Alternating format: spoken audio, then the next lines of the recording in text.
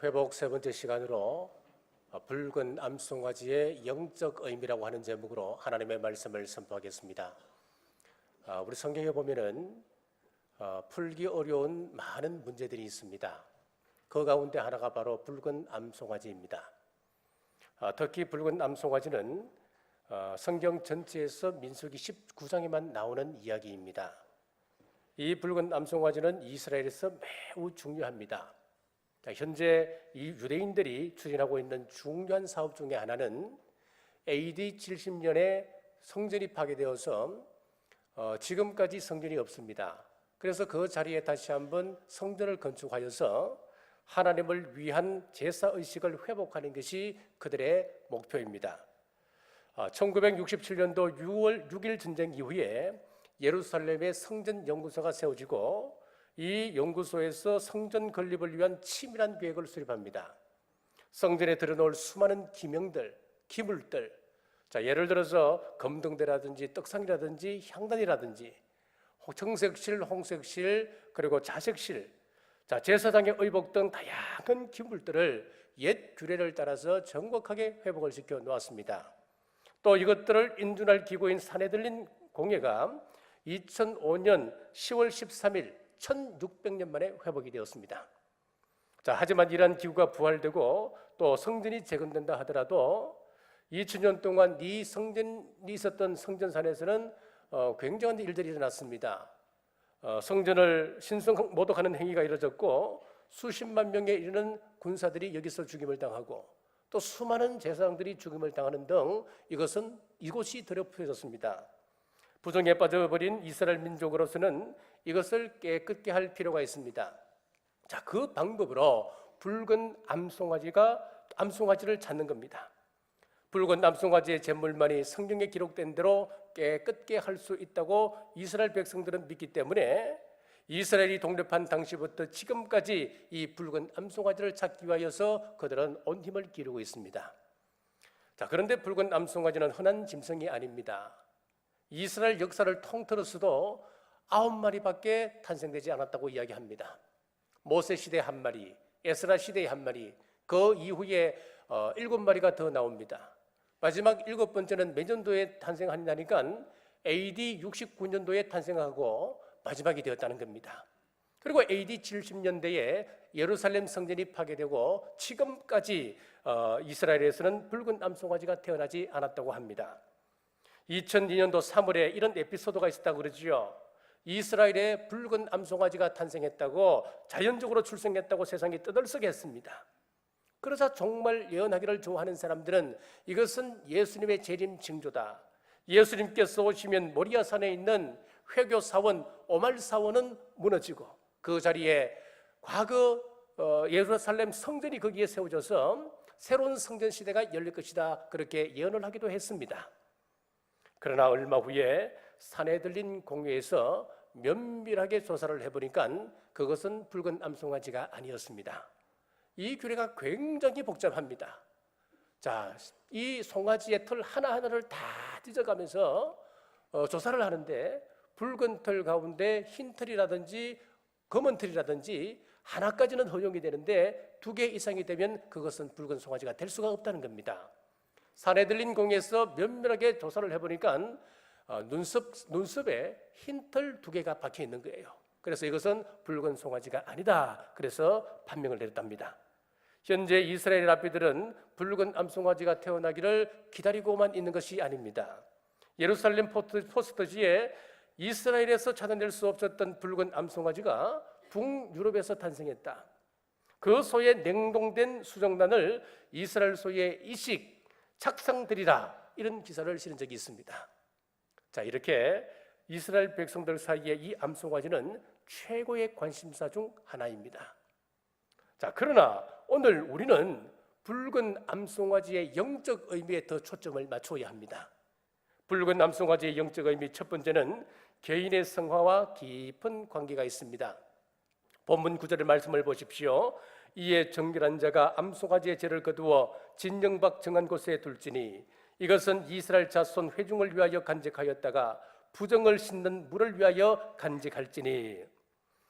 우리 신앙생활에서 대단히 중요한 문제 중 하나가 무엇이냐 하면은 예수님을 믿고 구원받았던 사람이 날마다 짓는 그 죄 문제를 어떻게 해결할까, 이 문제입니다. 우리 구원에 있어서는 이중적 측면이 있습니다.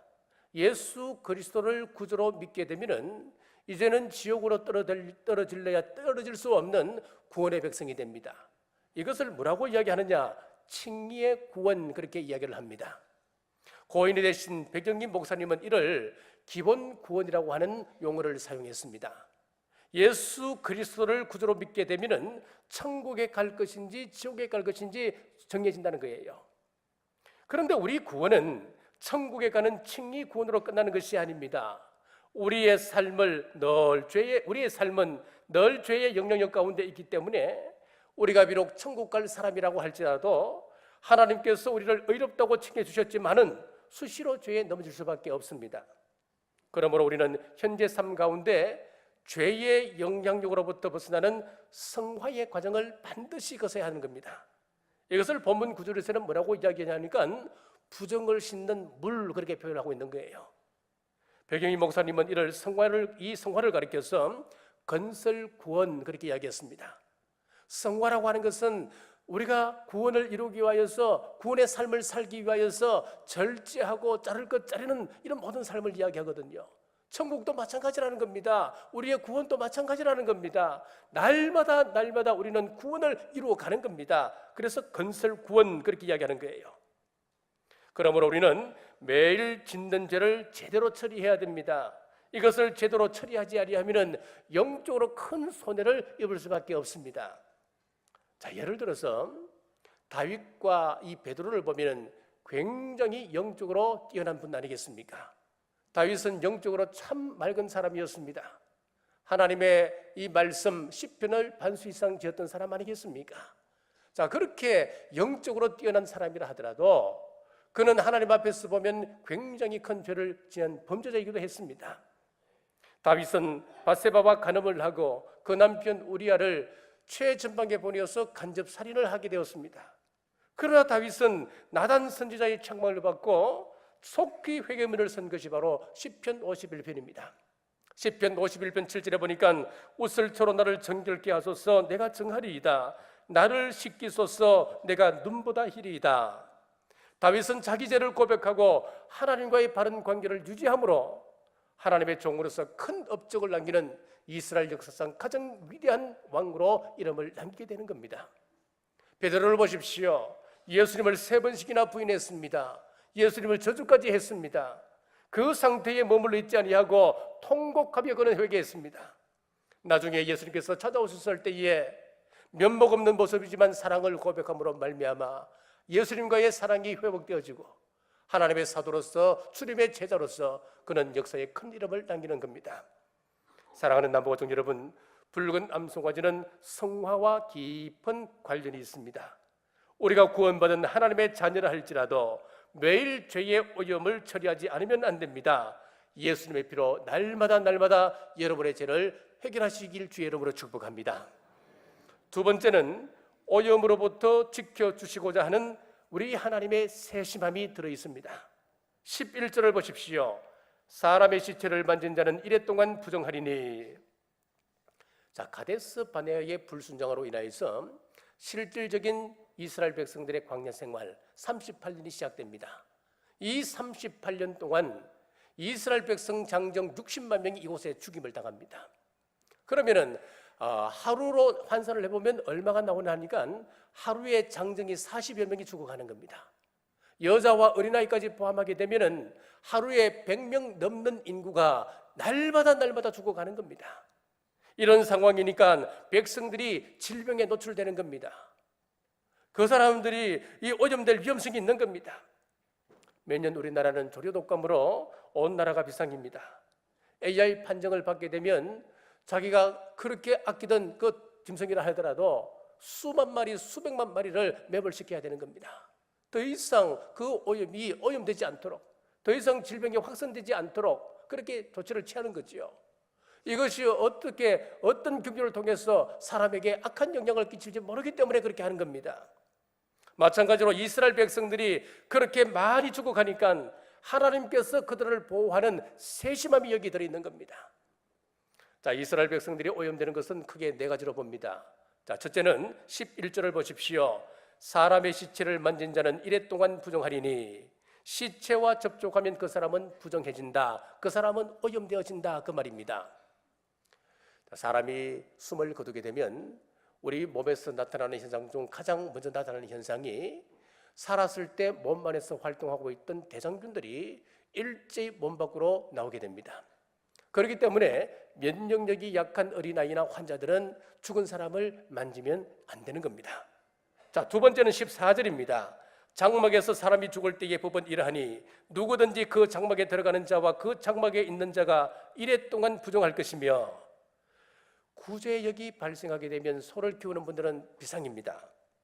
구제역 의심지역을 다녀오게 되면 샤워를 하게 되고 옷을 입고 며칠이 지난 다음에 축사에 들어가는 것이 기본입니다. 그런데 농촌의 상황이 그렇던가요? 바쁘니까 외출하고 와서 바로 축사에 들어가서 여물을 주고 나오죠. 그러니까 이 구제역이 더 확산되는 겁니다. 마찬가지로 장막에 여러 사람이 살고 있는데 그 중에 한 사람이 죽었다면 시신을 만지지 않았다 하더라도 장막에 함께 있는 모든 사람들은 부정하다, 오염되어졌다, 그렇게 성경은 말씀합니다. 세 번째는 15절입니다. 물어 뚜껑을 열어놓고 덮지 아니한 그릇은 모두 부정하니라. 성막에 사람이 죽었는데, 장막 안에서 사람이 죽었는데 그 장막 안에 뚜껑을 덮지 않는 그릇이 있다면 그 그릇 안에 있는 내용물과 그 그릇은 함께 부정하다, 오염되어졌다, 그렇게 이야기하죠. 왜요? 공기를 통해서 오염되기 때문에 그렇습니다. 자, 마지막 네 번째로 16절입니다. 누구든지 덜에서 칼에 죽은 자나 시체나 사람의 뼈나 무덤을 만졌으면 이래 동안 부정하리니. 자, 이것은 전쟁 중에 죽었던 그런 군인들을 이야기합니다. 그래서 장사를 치르지 못하고 어떤 시신은 거기에서 그대로 백골이 되어 있는 겁니다. 자, 그대로 우리가 만지게 되면은 그 사람 또한 부정해진다, 그렇게 이야기했습니다. 우리가 살고 있는 이 세상도 이와 같습니다. 우리는 언제 어디서나 죄의 환경 속에 오염될 여건을 가지고 있는 겁니다. 늘 죄인들과 접촉하고 죄인들과 함께 살아가고 있습니다. 그러므로 우리는 늘 자신을 정결케 하고 살아서 또 우리 삶 속에서 죄의 모습이 보이거나 또 느껴지게 되면 즉시 회개하는 여러분 되시길 주의 이름으로 축복합니다. 만약에 오염, 즉 죄악을 처리하지 않고 부정한 채로 살아가는 사람에 대해서 어떻게 경고하고 있습니까? 13절을 보십시오. 누구든지 죽은 사람의 시체를 만지고 자신을 정결하게 하지 아니하는 자는 여호와의 성막을 더럽힘이라. 그가 이스라엘에서 끊어질 것은 정결하게 하는 물을 그에게 뿌리지 아니하므로 깨끗하게 되지 못하고 그 부정함이 그대로 있음이니라. 이 문제를 해결하지 아니하면 이스라엘에게서 끊어진다. 이 말은 무슨 이야기냐면은 그 사람은 죽여라, 그 이야기예요. 어떻게 보면 작은 범죄에 비해서 너무 가혹한 형벌입니다. 20절을 또 보십시오. 사람이 부정하고도 자신을 정결하게 하지 아니하면 여호와의 성소를 더럽힘이니 그러므로 회중 가운데서 끊어질 것이니라. 그는 정결하게 하는 물로 뿌림을 받지 아니하였은즉 부정하니라. 여기서도 마찬가지입니다. 이 문제를 해결하지 아니하면, 부정을 깨끗게 하는 그 물로 씻지 아니하면은 이 사람은 회중에서 끊어버려라, 추방시켜버려라, 다른 걸로 하면 죽여라, 그 말이에요. 사랑하는 남부가족 여러분, 하나님께서 왜 이런 사소한 부정에도 큰 벌을 명하셨을까요? 우리 성도들이 이 세상에서 죄악에 오염된 채로 살면서도 그 부정을 처리하지 않으면 그것은 엄청난 손실을 가져올 수 있다고 하는 것을 우리에게 경고함입니다. 알게 모르게 짓는 모든 죄악을 예수님의 피로 씻음받는 여러분 되시길 주님의 이름으로 축복합니다. 자, 세 번째는 붉은 암송아지는 우리 예수님을 의미합니다. 2절 말씀입니다. 이스라엘 자손에게 일러서 온전하여 흠이 없고 아직 멍에 매지 아니한 붉은 암송아지를 내게로 끌어오게 하고. 여기서 붉은 암송아지는 다음과 같은 기본적인 조건을 갖춰야 됩니다. 첫째는 흠이 없어야 됩니다. 2절 제가 다시 읽겠습니다. 온전하여 흠이 없고 그랬습니다. 이것은 예수님을 예표합니다. 우리 예수님은 성령으로 잉태하게 나셨기 때문에 그 몸에는 죄의 흔적이 없으신 분입니다. 심지어는 예수님을 십자가에 못 박도록 재판 판결을 내렸던 빌라도조차도 나는 그에게서 죄악을 찾을 수 없었노라 3번이나 강력하게 이야기했습니다. 히브리서 4장 15절 말씀, 우리에게 있는 대제사장은 모든 일에 우리와 한결같이 시험을 받은 자로되 죄는 없으시니라. 우리 예수님은 죄가 없으신 분이다 성경은 말씀했습니다. 고린도후서 5장 21절에 하나님이 죄를 알지도 못하신 이를 대신하여 죄로 삼으신 것은 우리로 하여금 그 안에서 하나님의 의가 되게 하려 하심이라. 예수님은 죄를 알지도 못하시는 분이다 성경은 말씀합니다. 자, 두 번째, 멍게를 맨 일이 없어야 합니다. 2절 중반절입니다. 아직 멍게 매지 아니한. 자, 이스라엘 백성들이 가나안 땅에 들어와서 정착 생활을 하면서부터 목축업에서 농업으로 그의 산업이 전환이 됩니다. 농사를 지을 때에 그 가축에게 멍게를 지우고 농사를 짓게 되지요. 여기서 아직 멍게를 매지 아니한 이 말씀은 농사 같은 세속적인 목적에 한 번도 사용되지 않는 재물, 그런 뜻을 가지고 있습니다. 우리 예수님은 그의 생애 시작부터 마지막까지 세상 이익을 위하여 멍게를 매지 않으신 분이셨습니다. 그리고 마귀의 멍게를 메고 사탄에게 복종하거나 혹은 죄를 지음으로 인간과 같은 약점을 갖고 있는 분이 아니셨습니다. 세 번째는 붉은 빛깔을 가지고 있어야 됩니다. 2절 중반절, 붉은 암송아지를 내게로 끌어오게 하고 그랬습니다. 이것은 우리 예수님의 흔적을 이야기합니다. 예수님의 보혈을 상징하고 있습니다. 예수님은 요한복음 19장 34절에서 그중 한 군인이 창으로 옆구리를 찌르니 곧 피와 물이 나오더라. 피 흘리심으로 그분은 온몸이 피로 물들었습니다. 이 붉은 암송아지는 우리 예수님을 예표하고 있습니다. 이런 조건을 갖추게 되면 진 밖에서 잡아야 합니다. 다른 제사들은 성막 안에서 잡아서 번제단 위에 올려놓습니다. 그러나 이 붉은 암송아지는 진 밖에서 잡았습니다. 그리고 그 피를 받아서 제사장이 7번 손으로 성막 정문을 향하여 그것을 뿌렸습니다. 마찬가지로 우리 예수님은 예루살렘 성밖 갈보리에서 십자가에 못 박혀 돌아가시며 그의 보혈을 아낌없이 뿌려주셨습니다. 피를 7번 뿌렸다고 하는 것은 완전한 속죄를 의미합니다. 예수 그리스도의 피는 완전한 구원에 이르게 합니다. 그러므로 우리가 다른 것에 다 실패했다 하더라도 우리가 구원받은 백성이 되었다면 그것 하나로도 우리는 성공한 사람들입니다. 예수님을 믿지 않는 사람들은 성공해도 실패고 실패해도 실패입니다. 살아도 비참하고 죽어서는 더 비참한 지옥으로 들어가게 됩니다. 하지만 예수님을 믿는 사람들은 성공하면 성공이고 실패해도 성공이요, 살았어도 복을 누리고 죽어서도 영원한 복을 누린다. 이 얼마나 큰 은혜입니까?